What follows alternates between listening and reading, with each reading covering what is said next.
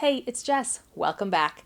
Today I'm here with another Way Back Wednesday where I will be talking about all the books that I read in January of 2022. Looking back at my Goodreads, I read a total of 5 books that month. 4 of them were new, one was a reread.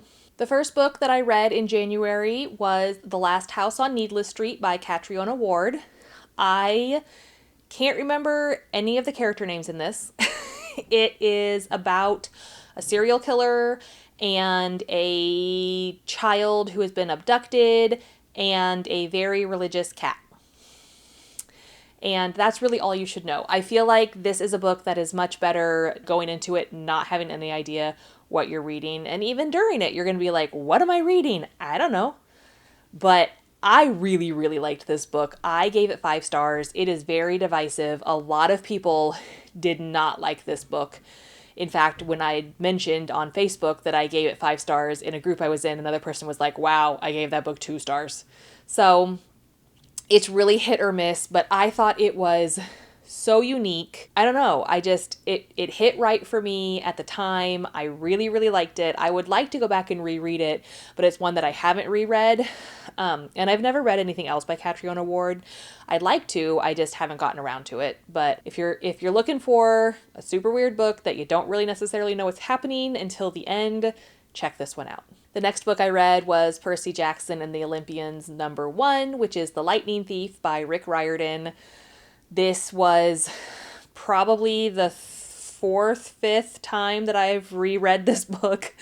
As you know, I love Percy Jackson. As you can see up here, I hit my shells on accident. I was doing a reread of the series again. In the first book, you meet Percy Jackson. He is a 12-year-old boy who has always been troubled in school. One day, he gets kicked out of his school, and he and his mother go on vacation to an island, and they find a monster pursuing them.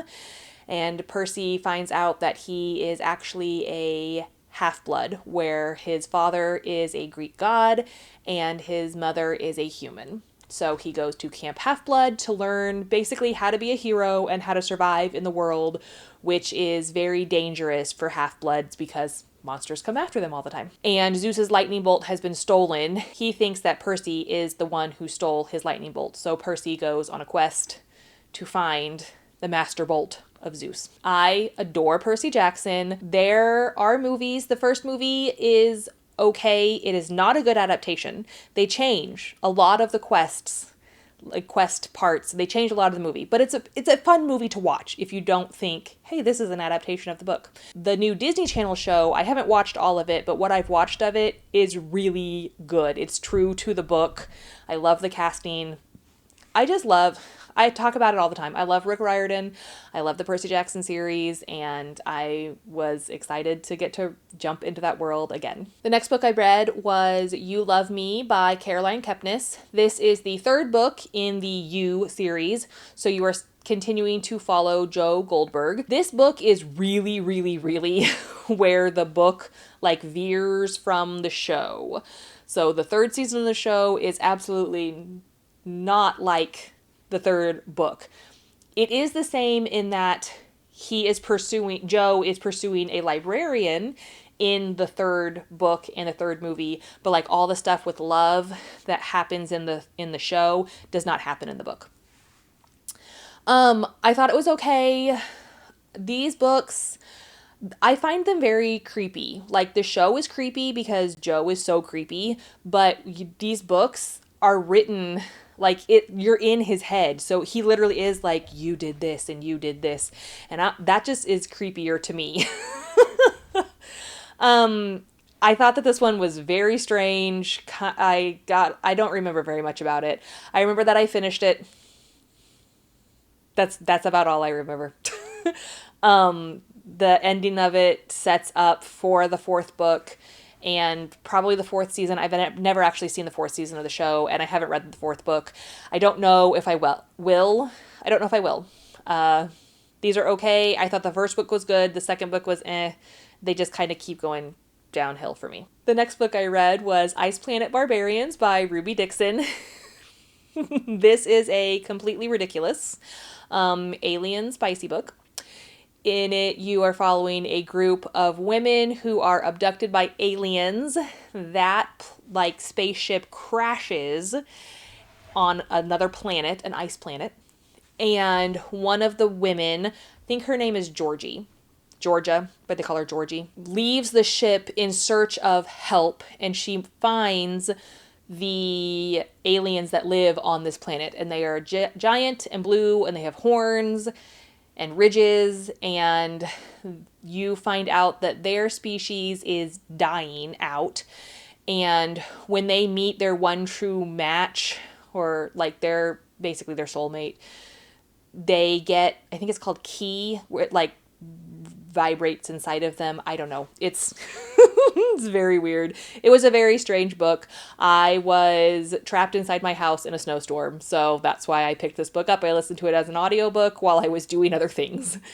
It was fun. It was not my thing usually at all. But if you're looking for a kind of wacky, spicy story, you might check this one out. There is a bunch of books in this series. Like, probably at least 15. I don't know. There may be more than that. So this is the first one. So, I don't think you need to read all of them. I don't even know if you need to read them in order, but I would read this one before you read any of the other ones, because then that kind of sets up the world. The last book I read was Layla by Colleen Hoover.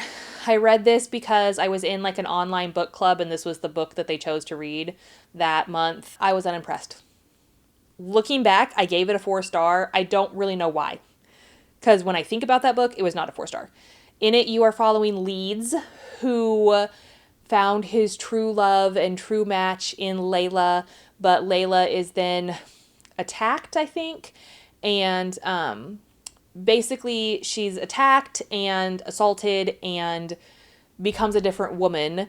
They go on vacation. Leeds and Layla go on vacation to try to rekindle their flame, and Leeds is trying to remind her of the person she was before the attack. And things don't really change, so he seeks solace in another woman at the Airbnb they're staying at named Willow. And it goes from there. It was a very weird book. I don't really like Colleen Hoover books. I read one of her books earlier this year, and that was a 1-star. I don't remember the last time I gave a book a 1-star. But, yeah. Colleen Hoover is not for me. I like her old stuff. Like, I read the Maybe Someday series, and I adored those books.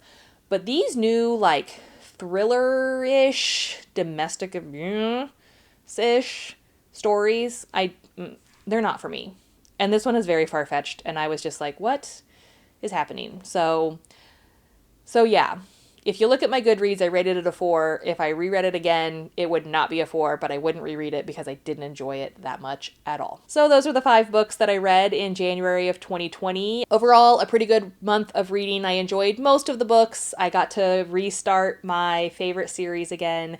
That was always fun. So now I want to know, have you read any of these books? What did you think? All right, I'll talk to you later. Bye.